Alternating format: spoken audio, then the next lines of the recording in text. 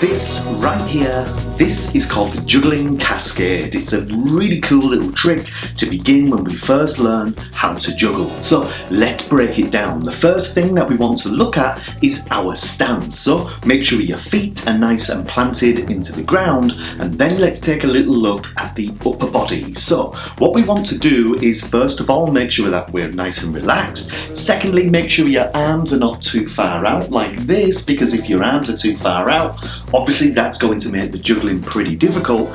Granted, it's going to look pretty funny, but it's going to make it tough. But we also don't want our arms too close in like this either. So we're going to meet in the middle.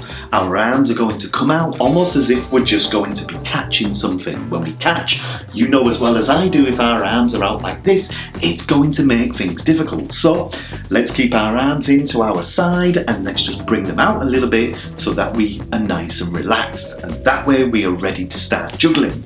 So the juggling cascade looks like this, but basically the three balls are all doing the exact same thing. And what I mean by that is every ball is just doing the same thing. It's just what I said, I guess. So what we're going to do is look at that actual thing. All it is a throw from one hand to the other. And once we get this nice and neat, well, all the other balls do the exact same thing. So effectively, we get a really nice throw and a catch. The one thing that you don't want to worry about too much is the catch, because you need to focus on having a really nice throw. So if we can throw from hand to hand and make sure it's almost aimed towards that hand, then the catching part is going to become easy. That's it with one ball. Let's take a look at ball number 2. We introduce the second ball, and what I'm going to do is this. I'm going to throw, throw, catch, catch. Throw, throw, catch, catch. Always make sure that you do throws. You might be tempted to do a throw and a grab.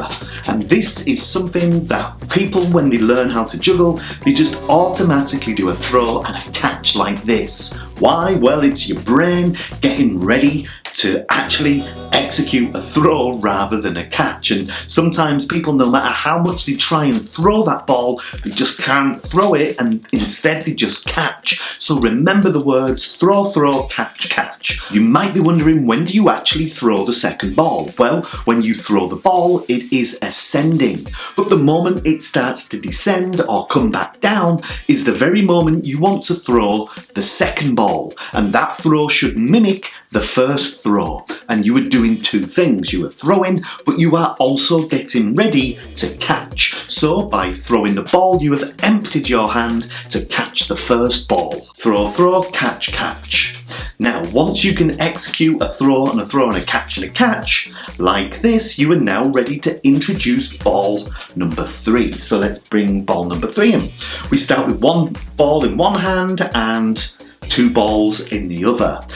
Many people will tell you that you should start with the 2 balls in your dominant hand. To be honest, that doesn't really matter. That is entirely up to you and whatever feels best. So I'm going to make sure that I release the outer ball to begin, just like this, and I'm going to catch in the other hand. Alright, and now just like before, I'm going to momentarily forget about this back ball right here, and I'm going to do what I did when I just had the 2 balls in the air, which was throw, throw, catch, catch. Throw, throw, catch, catch. Throw, throw, catch, catch. Now what I need to do is be prepared when a ball leaves this hand to throw the back ball here. And once that is released, I am now juggling. Now you might be thinking, well, how do you stop? Well, what we need to do is try and arrive back to the same position that we were in by just catching.